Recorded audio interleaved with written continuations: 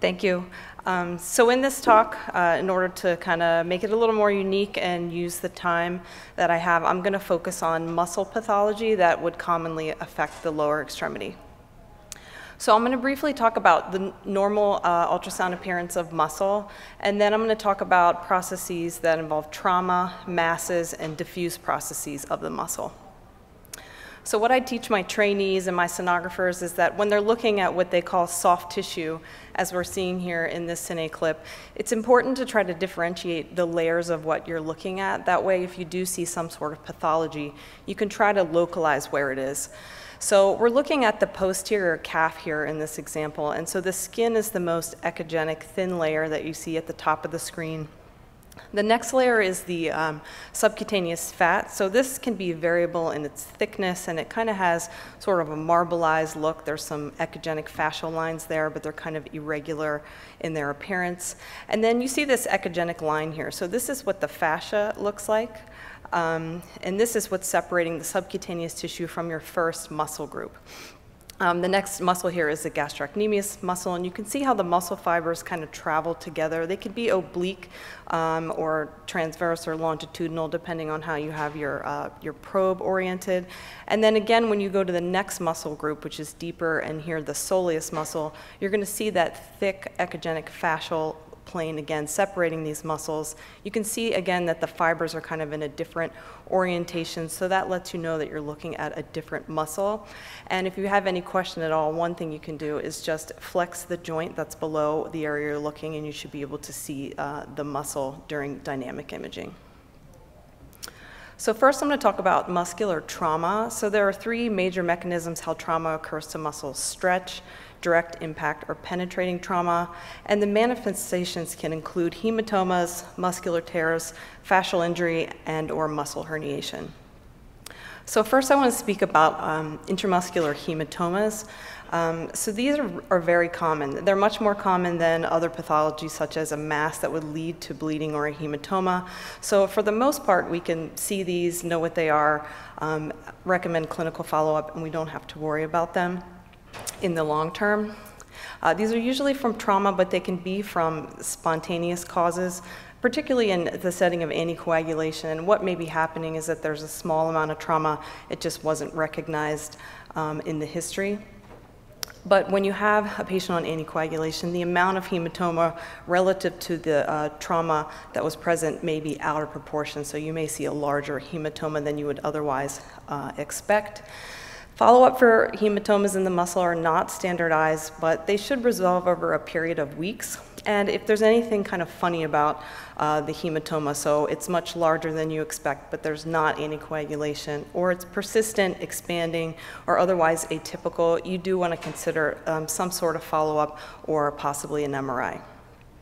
So I'll just show you a few cases of intramuscular hematomas on ultrasound. So this was a small hematoma we see on ultrasound, and because the history was kind of uncertain, they got an MRI, confirmed the findings, so you can see the classic appearance of blood product on MRI, and there was some peripheral but no central enhancement. This was a gentleman who had a pretty classic trauma history. He was swinging a golf club and heard a pop and then had pain in his thigh. Here we see a pretty large fluid collection that's between the vastus lateralis and the vastus intermedius, so it is intramuscular. And this gentleman was on aspirin Plavix, so he probably had a small muscle tear. Sometimes it's hard to see the actual muscle fibers, which I'll talk about in my later slides, but he had a sizable hematoma, and this was likely larger than it normally would have been because of his underlying anticoagulation. So he was just clinically followed to resolution. This was a hematoma that was incidentally seen in a patient for a DVT study, and you can see this is a hematoma that's probably subacute looking at its appearance, so it's got layering of the different parts of the fluid as the elements are settling out. And again, you can see sometimes the muscle gets really kind of stretched out, so you have to look for your landmarks, make sure you use a large enough field of view to see where you are and to see the extent of the pathology that you're trying to assess for. But here you can see that there's muscle on each side, so this is an intramuscular hematoma. In my practice, we have a lot of hemophilia patients that we take care of, so a benefit of that is that we get a lot of follow-up for these patients. So this was a patient that had a hematoma between the muscles, predominantly the gastrocnemius and the soleus and the calf, and you can see what it looks like at 5 days, pretty anechoic. And then it's a little smaller, a little bit more heterogeneous at 2 weeks, and then more contracted and heterogeneous at 6 weeks. So this is the evolution of what a hematoma should do. It should get smaller with time. And lastly, just another example of a chronic hematoma that's got kind of retracted and more hyperechoic appearance. So moving on to specific types of injuries that can occur, and we see this really commonly in the lower extremity, which is why I wanted to focus on it. So a stretch type injury commonly occurs in the gastrocnemius soleus plantaris complex. So this would be where the soleus muscle is located. The plantaris muscle is high and is mostly tendon running down to join the Achilles, and then the gastrocnemius muscle is the most superficial muscle, and it joins the Achilles tendon much higher up. So because the gastrocnemius has got sort of fast twitch skeletal muscle fibers, it's used for quick action, and it also crosses 2 joints. It's prone to injury more than some of the other muscles in this group. So when we see pathology in the calf, so the classic name is tennis legs, so someone comes in doing some sort of activity and has acute pain or has a popping sensation in the calf. Most of the time, this is going to be a partial tear in the gastrocnemius, usually the medial head. You can also get damage to the aponeurosis of either the gastrocnemius or the soleus muscle.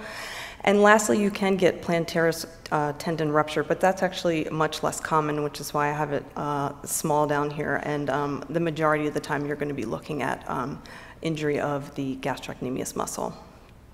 So this is the classic appearance. So what you're seeing here is sort of mostly hematoma. You get this sort of disorganized appearance, loss of the normal fibular pattern that you expect to see in the rest of the muscle. If you scan carefully, you can sometimes see the free end of the fibers that are torn here, but the history is going to fit this presentation, and also you're going to be able to see that the entire muscle is not involved, so this is not a complete rupture of the muscle, it's just involving one small area. So if we compare this side to the normal side, we can see how we don't see that focal area of disorganization and hematoma. I think this kind of looks like a knot in a tree, and this appearance you'll see repeatedly with partial tears of the gastrocnemius. These injuries also like to happen at the area of the myotendinous junction. So as I mentioned, the gastrocnemius joins the Achilles and forms its myotendinous junction much higher up than the soleus muscle. So you want to look at this area, and this may be the area where the patient has pain. But these muscle fibers, as they attach here, could be injured and torn. And here we can see the normal side compared to the abnormal side, and there's some fluid here where we've lost a few of those fibers. You can also get an aponeurosis injury, and if you look at this cine clip, you can see that the echogenic fascial plane between the 2 muscles, the gastrocnemius and soleus, is interrupted here.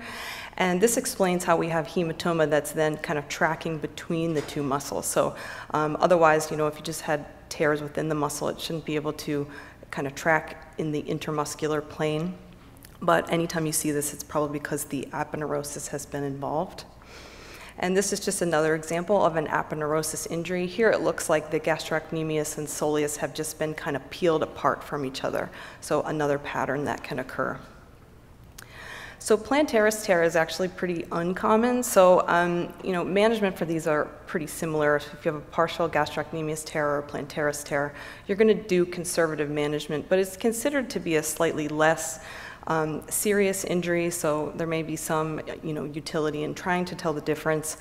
But what happens a lot of times, you see hematoma even tracking between the muscle planes and are unable to see the plantaris tendon, and it's assumed that the plantaris is torn.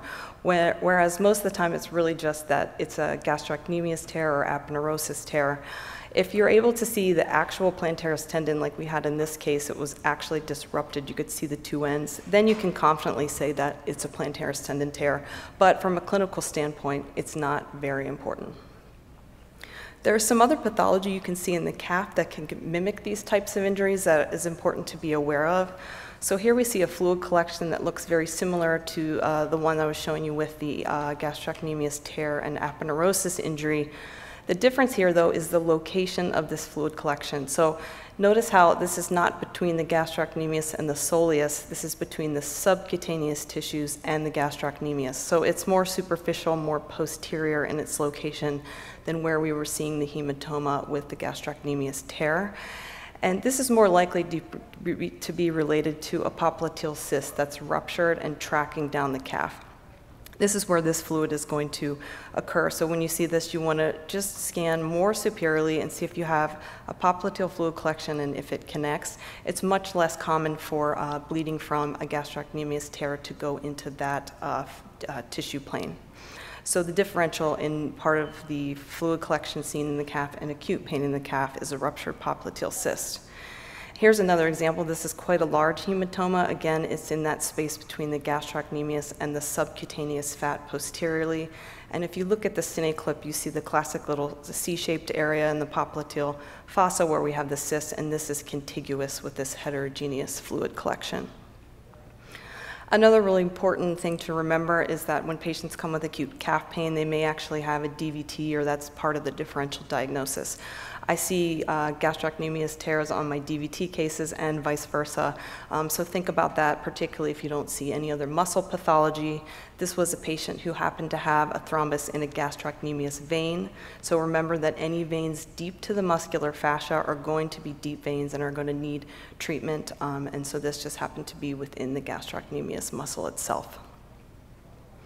Moving on to direct or blunt trauma, I've had a couple of really interesting cases where ultrasound was useful in just kind of aiding the diagnosis. And this was a gentleman who had a bike accident and had direct impact of his thigh to a stop sign post. So his radiograph was pretty unremarkable, but he had a lot of pain and a lot of swelling in his anterior thigh, and with ultrasound we could very easily tell that he had extensive lacerations in the compartments in his anterior thighs, so the vastus intermedius and laterus particularly. And you can see fluid here, but on this dynamic image where we're putting some compression, it's not only just fluid, you can see that these muscle fibers are definitely disrupted from laceration. And here's a nice longitudinal view just showing where the normal muscle is located, and then you can see this disorganized appearance where we have hematoma and laceration. And then just one last cine clip, you can see that it's not going through the entire muscle, but this is a high-grade tear/laceration of the vastus lateralis. This patient didn't need any additional imaging, so they just managed him conservatively, but we didn't see that on the x-ray. We could have seen it on CT or MRI, but we felt confident about the diagnosis from the ultrasound. This is something that you may see, maybe not in the acute setting, but you may see it as a palpable mass, and this is a small herniation of the anterior tibialis muscle through the fascial layer. So this can be caused by trauma from a stretch type injury. The fascia is really tight on the anterior tibialis, and again, it might not be any pain, it might not have been something that was initially noticed, but if you have somebody come in with this palpable mass, particularly positional, it can be felt better in the standing position. You can see that just as the normal appearance of muscle, it's just kind of breaking through the outer aponeurosis and then going into the subcutaneous fat. And lastly, for penetrating trauma, you would see similar findings in the other types of trauma. But in addition, because of the break of the skin and the subcutaneous tissues, think about the possibility of gas, foreign bodies that you may see. You might see hematoma and fiber disruption, and then look for active hemorrhage on your color Doppler evaluations. Next, I want to talk about masses that you can see in the muscle. So primary masses in the muscle, particularly benign ones, are really not that common. There's one myxoma I want to speak about. And then really for primary malignancies of skeletal muscle, that would involve sarcomas. We can see a lot of other types of masses, either benign or malignant, that come from other tissue types that are within the muscle. So they are going to appear intramuscularly, and I'll show you some examples of that.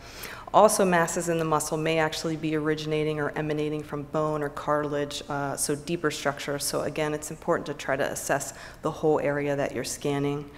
You can get local recurrence of malignancies in patients that have already had surgery, metastases, and then mimics or pseudotumors.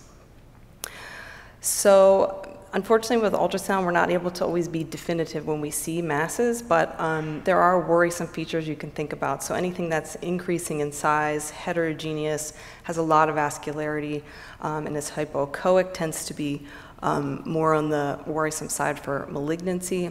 And I just think it's important with ultrasound, especially if the patient's presenting to you for ultrasound for their first image, to try to get as much information as you can. So ultrasound may be really useful and may be the only way to prove that there's color flow in a lesion.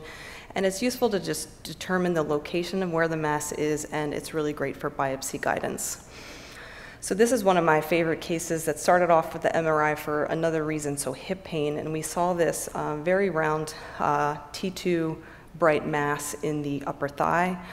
They went on to PET CT as the next imaging modality, and there was no activity in this mass. So there was uncertainty about whether this could be a hematoma or some other type of tumor that wasn't avid. So they then went to ultrasound, and here you can see this very round but heterogeneous mass, and with careful interrogation, we were able to show that there was flow within this mass. So we've got an arterial signal here.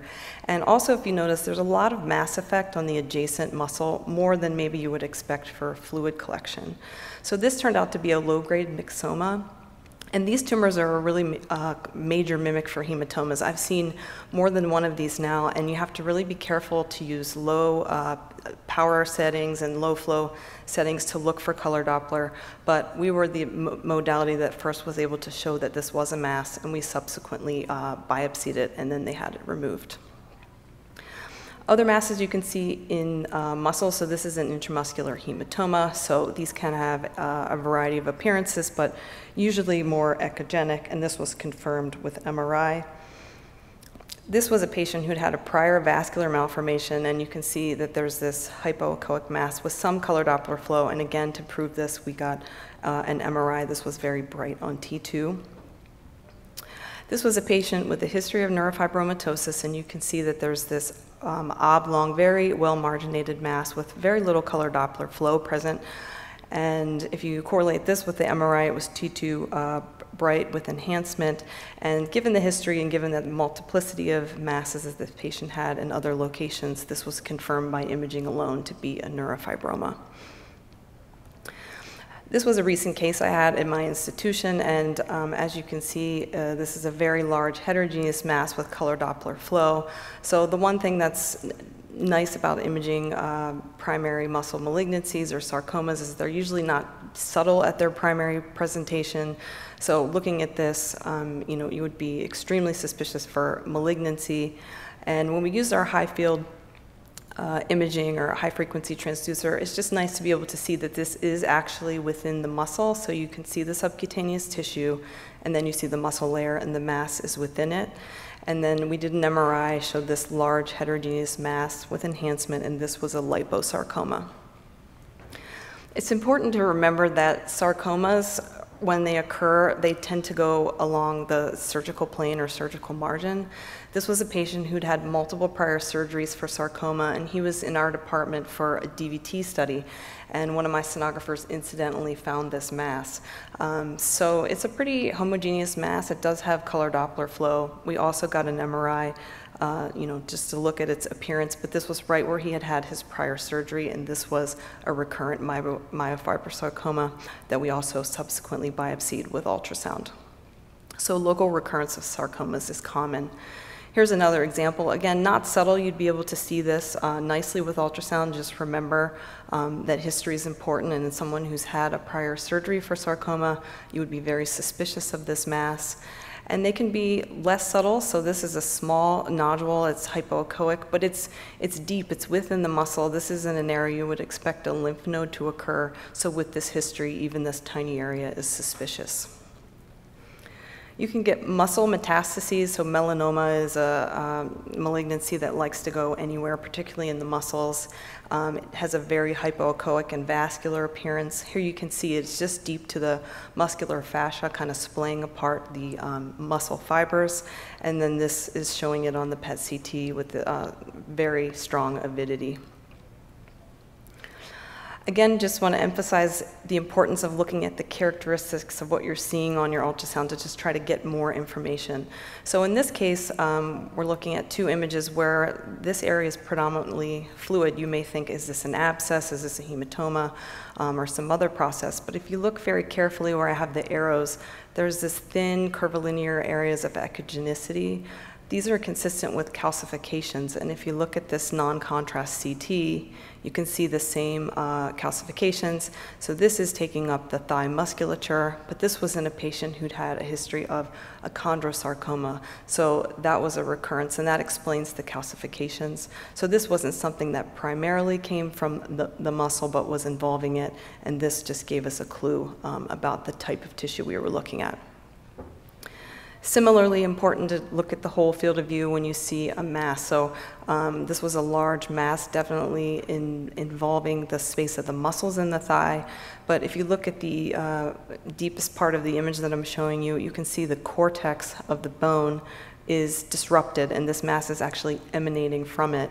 And this is shown really nicely on the MRI as well, post-contrast. So this was a large osseous metastasis from lung cancer that was originating in the bone and then involving the musculature secondarily. This was another case. I had this young female who had this large mass in her thigh. She also had diffuse enlargement of her thyroid gland. And we did a biopsy of this mass under ultrasound. And notice here how you can see that the musculature is actually pushed very far anterior, so it's thin. And this mass is appearing somewhat separate. And on the cine clip, the important finding here is that you can see that there's irregularity along this cortex of the femur. So that kind of shaggy line is very abnormal. And what was happening in this case is there was a break in the femur posterior on her leg, so an area we weren't imaging, but all of this mass was emanating from the medullary cavity of the bone, and it was just pushing the muscle anteriorly. And this was a lymphoma of osseous origin. Lastly, I want to talk about a couple of mass mimics. So if you see a focal mass in the muscle with a lot of calcification, and if you're lucky to have an X-ray to correlate it where you can see the calcification, this may be Myositis Ossificans. So to ensure this, you want to think about the patient history and then potentially do a follow-up, but you don't want to mistake this for a malignancy. Again, scar tissue can look very odd on ultrasound. This was in the gluteal region. We see this very heterogeneous mass, a lot of shadowing, so hard to actually see the characteristics of the mass. And this was biopsied because it wasn't certain what it was and because of its size, and this just turned out to be a rigorous amount of scar tissue. Lastly, I want to talk about diffuse or infiltrative processes you can see in the muscle. So first you can see atrophy, and so if you just compare one side to the other, in this case this was looking at the calf muscles, one is larger than the other. The muscle should look pretty normal in its configuration or morphology. Otherwise it can be increase in echogenicity, and this can be a unilateral process if it's something that is from disuse or other kind of trauma or even innervation, or you can see it more diffusely from systemic diseases or medications such as steroids. Another condition that we don't see commonly but is good to be aware of is transient muscular edema. So after overuse of a muscle, you can have delayed, it's called muscle soreness, so it usually peaks several days after activity. And if you look with ultrasound, you just see diffuse increased echogenicity of the muscle, and you would also see that on T2 MRI. And this is a self-limited process that's just going to go away in a short period of time, so if there's any uncertainty, that's the way to ensure that you've made the right diagnosis. Infectious myositis doesn't usually occur in otherwise healthy persons, and it may require more intense therapy than cellulitis alone. So they may need to have surgical debridement, they may need to have IV antibiotics instead of just oral antibiotics. So it's important to recognize when your soft tissue infections have extended deep to involve the muscles. Also, you want to think about concurrent osteomyelitis or joint infections, and you may or may not be able to see that with your ultrasound, but think about looking for bone irregularity or joint effusions. And there can be a variety of appearances of myositis, and the history is also important. So this was a young female with precocious puberty who had a Lupron injection into the muscle. So you can see here, this looks really mass-like, this hypoechoic area with a lot of vascularity. This was homogeneously enhancing on the MRI, but with the history of having the injection there and her clinical findings, this was consistent with focal myositis. She was treated and this resolved over time. Again, this case is pretty clear that there's this fluid collection that's got some debris and layering, and this is definitely within the thigh muscle. So we've got the subcutaneous tissue, then we see our muscle fibers, and then here we see this abscess. This is the MRI correlate, so you can see the same abscess cavities here where there's no enhancement, but notice how extensive this is in the muscle, which we really didn't appreciate as much on the ultrasound. There's just intense enhancement throughout the muscle. So it's important to recognize this on ultrasound because, again, this is a really advanced infection and this patient may need more aggressive therapy. Just another example of an abscess, how it can look kind of mass-like, especially early on. We see just a hypoechoic area with vascularity, and then if you look at the CT scan, clearly we have this thick rim of enhancement with some more central fluid component. Moving on to a different process. This was an older gentleman who came into the hospital for other reasons and had very acute onset of pain and swelling in his calf on the right side. And I love showing this case to my sonographers because they almost always think right away that it's a fluid collection. But if you look carefully at this cine clip, you can see that we've got all of this echogenic like architecture within this, and this is actually just the gastrocnemius muscle, so it's not a fluid collection. It's the muscle that's just markedly expanded and hypoechoic. So if we compare this to the other side, this was the medial belly of the gastrocnemius. This muscle is enlarged and hypoechoic, and this was most consistent with muscle infarction given his history. And last case I want to show you is in a patient who had a known history of lymphoma. He had a CT scan that showed some increased density and some extra kind of soft tissue in the posterior gluteal region. So this was actually the piriformis muscle. They were worried about potentially hematoma in this location, but they got an ultrasound and you can see that this is a very hypoechoic appearance of the whole piriformis with a lot of color vascular flow. So this was not a hematoma, this was diffuse involvement of the piriformis with lymphoma, and then we were able to do a biopsy to confirm that. So much easier to tell the difference using ultrasound in this case. So in conclusion, muscle pathology is common in the lower extremity and in other muscles, and I think it's something that's not always, talked about or easy to kind of get answers regarding. It can be most commonly trauma, lots of different types of masses, or also infiltrative diffuse processes. It's helpful to be aware of pseudotumors and other mimics, so if you know classic appearances of some of the pathology, such as trauma, or some of the benign masses, it'll help you to kind of form your differential diagnosis. Be really careful with the Doppler evaluation, especially for those low flow tumors that I showed that can look like fluid collections. And if there's any uncertainty, we can't always get the exact answer with ultrasound. Have a low threshold for follow-up or other imaging if you're unsure. Thank you very much.